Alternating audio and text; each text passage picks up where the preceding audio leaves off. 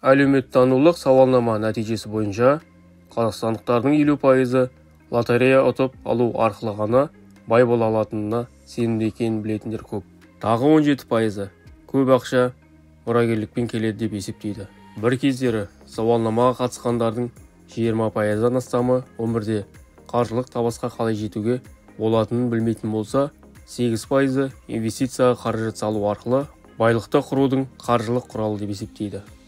Белгілі кәсіпкер және миллиардер Генри Форд: сіз ақшаның қайдан келетінін білгіңіз келсе, бұл туралы еврейден сұраңыз.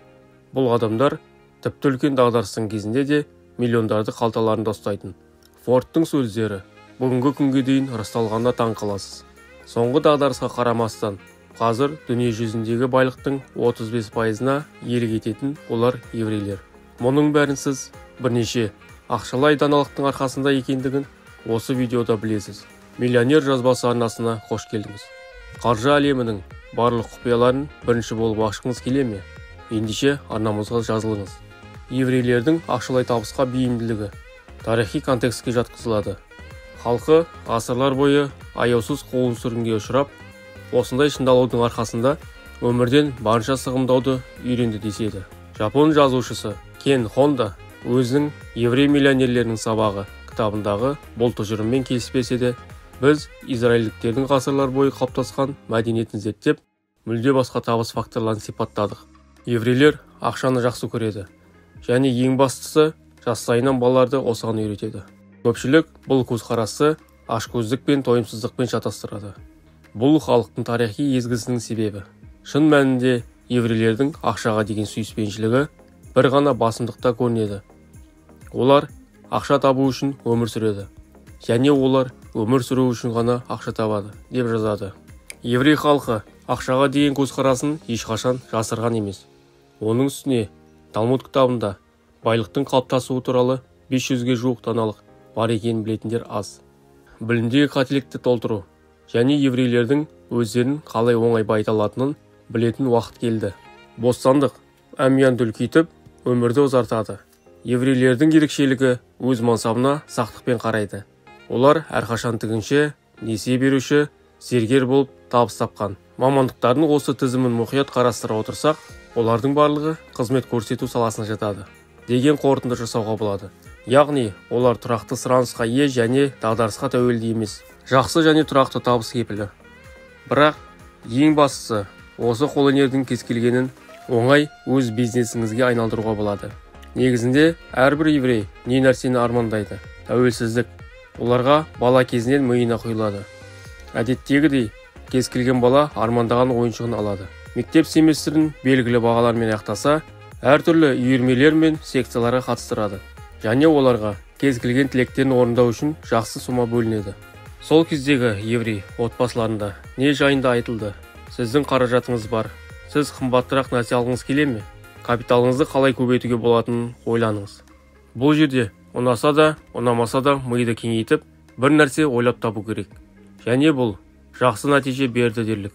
Неге десеңіз, сыртқа шығып, ақша табудың түрлі жолдарын іздеуге тура келді. Осындай дағдыға ие болған соң, өз өмірімізді құруды жалғастыру оңай. Өзіне сенімді адам ешқандай проблеманы білмейді. Әрбір еврей баласын маңызды ойларға баулиды.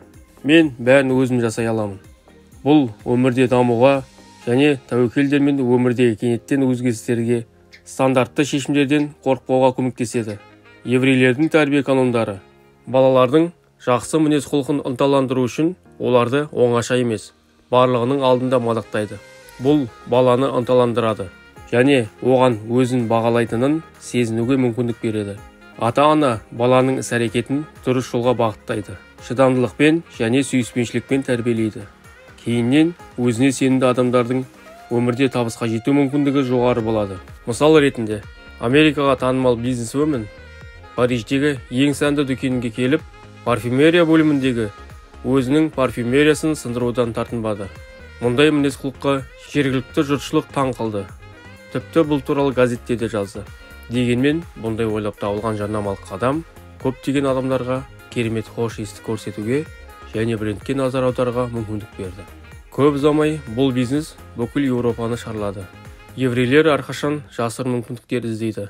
Олардың пікірінше, олар көбінесе адамдармен қарым-қатынаста жасырынып, қарым-қатынасты сауатты түрде жасайды. Егер сіздің жұмысыңыз қарсылықтар мен кедергілермен бірге жүрсе, сіз оған қанағаттанасыз ба? Сол үшін барлық энергияңыз жұмсалады. Энергия басқа адамдармен қарым-қатынас жасауға жұмсалады. Ал ақша табуға уақытыңыз болмайды. Өзіңізді жайлы сезінуге мүмкіндік беріңіз. Сізге ақша табу оңайырақ па? Талмудта әйгілі сөз бар: кім мықты болса, оны өзіңе дос қыл. Яһудилер дұшпандарды досқа айналдыру арқылы дұшпаның аз, досың көп болады деп әзілдеп айтады. Жаулардың саны азайған сайын сізге кездесетін кедергілер де азаяды. Ал достарыңыздың саны көбейген сайын сіздің қоршаған ортаға көмектесу оңайырақ болады және табысты аймаққа айналады. Еврей үй шаруасындағы әйелдері қажетсіз өнімдерге ысырап жасамай, қажет болатын нәрсені алады. Содан кейін жарамдылық мерзімі өткеннен кейін оларды тастайды. Ақшаны шашу, бос сөзіңізге ие болу. Өйткені бұл ақымақтықтың белгісі. Ақылдың көрсеткіші болып табылатын құнды және пайдалы нәрсеге ақша салған дұрыс. Бұл өмірлік сабақ, бірақ байлыққа апаратын жол. Бәрі ақшаның жоқтығында шағымданады. Бұл олардың жаңа білім алуды ұстанатынын білдіреді. Ең бастысы, дипломды сөрeye қойып қана қоймай, оларды дұрыс қолдана білу. Әрбір алынған дағды сіздің табысыңызды арттыру үшін іс жүзінде пысықталады. Әртүрлі салада білім алуға дейін ұмтылысы жақсы. Бұл сізге қаржылық жағынан үлкен жетістіктерге жетуге көмектеседі. Негізінде еврейлердің қарапайым халықтан еш айырмашылығы жоқ. Олардың ақшаға айналған айлаларының көпшілігі уақыт сынынан өткен өмірлік ұстанымдар, ұрпақтан ұрпаққа берілетін тәжірибе және жеке қаржыға ерекше көзқараспен қарауға ой салады. Әрине, сенің еврей бола алмауың екіталай. Бірақ олардың даналығы мен пайдаланушы тәжірибесін бүгін өзің үшін қабылдау сізге мансапқа жаңа көзқарас береді. Дұрыс бағытта ойланыңыз. Әрқашан мақсаттарыңызға жету үшін сенімді болыңыз және күшіңізді салыңыз. Адамдармен қарым-қатынас орнатуды үйреніңіз. Білімдегі олқылықтар мен ақшаны еврейлер жақсы көретін сияқты. Осы жолмен жүрсеңіз, ақшалай табысқа кепілдік береді. Өзіңізді мотивациялау үшін Рамит Сетияның кітабын оқуға кеңес беремін. Мен сізге қалай бай болу керектігін үйретемін. Бұл сізге байлыққа деген әдеттегі көзқарасты қайта қарауға көмектеседі. Болашақ миллионерлер, комментарийге жазыңыз. Есепшотыңызда қанша ақшаңыз бар? Сіздің ойыңызша бұл байлықтың көрсеткіші.